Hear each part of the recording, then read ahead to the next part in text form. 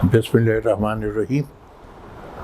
زما ډېرو عزتمندو خویندو وروڼو او زما خوږو بچو، د پاکستان په تاریخ کې لومړی الیکشن په سن 70 کې شوی او د 70 نه واله تر 2018 پورې په هر الیکشن ته چې به تاسو پارټي تله نو زه به یې ایسوم.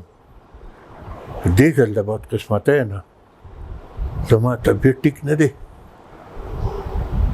نو زه تاسو سره نشم وتی، خو دا مې در باندې بار دی او دا مې اعتماد دی چې تاسو به راوځئ او لکه چې موږ ټولو په وی چې د 2018 الیکشن ډاکه وه، نو هغه ډاکه به واپس کوو، خو دې ځل به یو بل شي ته هم سوچ کوئ چې په هېڅ قیمت درنه بیا څوک ډاکه وانهچوي.